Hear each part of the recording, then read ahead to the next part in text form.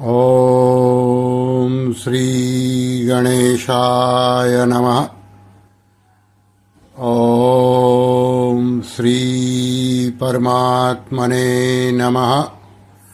आप सभी गीता प्रेमी साधकों को सादर प्रणाम के साथ जय श्री कृष्ण।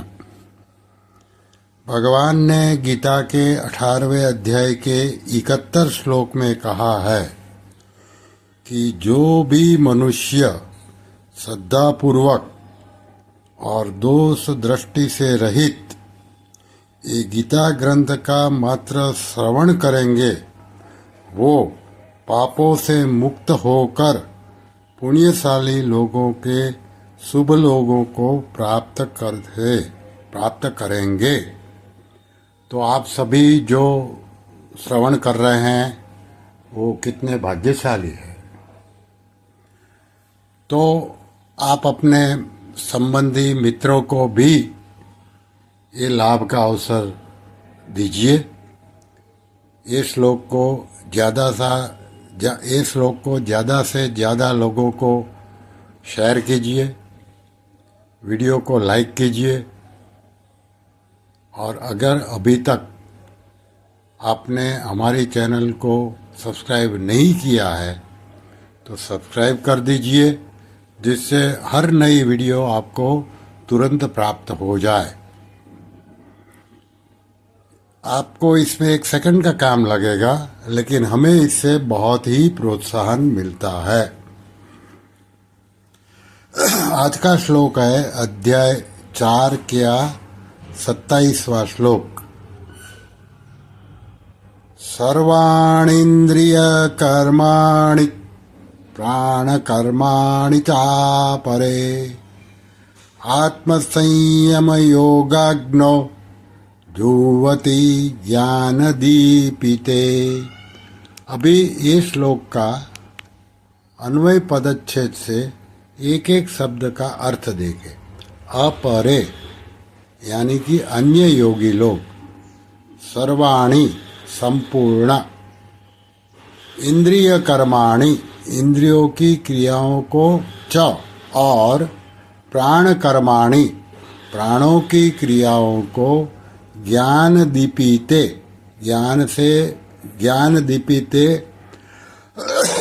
यानी कि ज्ञान से प्रकाशित, आत्मसंयम योगाग्नो आत्मसंयम योग यानी कि समाधि योग रूप अग्नि में जुह्वति हवन किया करते हैं।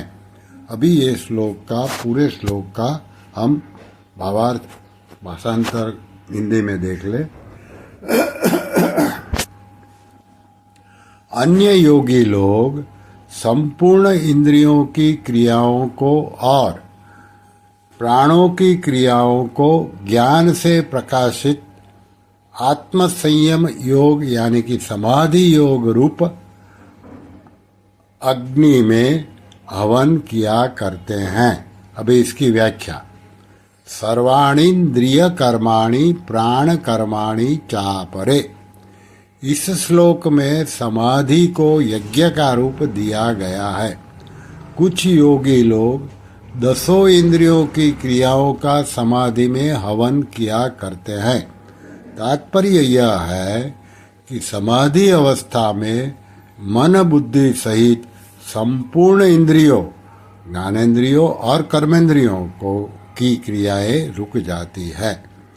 इंद्रियां सर्वथा निश्चल और शांत हो जाती है।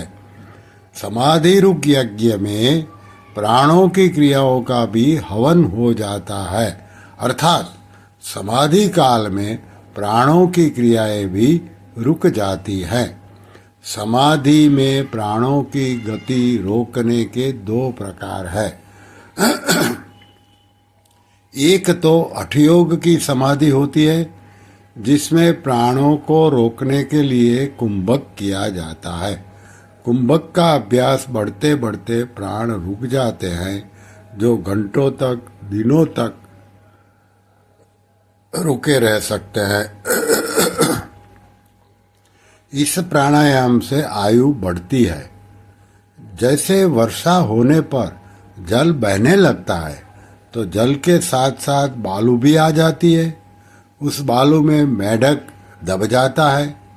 वर्षा बीतने पर जब बालू सूख जाती है तब मेंढक उस बालू में ही चुपचाप सूखे हुए की तरह पड़ा रहता है। उसके प्राण रुक जाते हैं। पुनः जब वर्षा आती है तब वर्षा का जल ऊपर गिरने पर मेंढक में पुनः प्राणों का संचार होता है और वह टर्राने लग जाता है। दूसरे प्रकार में मन को एकाग्र किया जाता है। मन सर्वथा एकाग्र होने पर प्राणों की गति अपने आप रुक जाती है। आगे शब्द है ज्ञान दीपीते। समाधि और निद्रा दोनों में कारण शरीर से संबंध रहता है, इसलिए बाहर से दोनों की समान अवस्था दिखाई देती है। यहाँ ज्ञान दीपिते पद से समाधि और निद्रा में परस्पर भिन्नता सिद्ध हो गई है। तात्पर्य यह कि बाहर से समान दिखाई देने पर भी समाधि काल में एक सच्चिदानंद परमात्मा ही सर्वत्र परिपूर्ण है, ऐसा ज्ञान प्रकाशित रहता है। और निद्रा काल में वृत्तियां अविद्या में लीन हो जाती हैं। समाधि काल में प्राणों की गति रुक जाती है और निद्रा काल में प्राणों की गति चलती रहती है। इसलिए निद्रा आने से समाधि नहीं लगती। आगे है आत्म संयम योगाग्नो जुह्वति।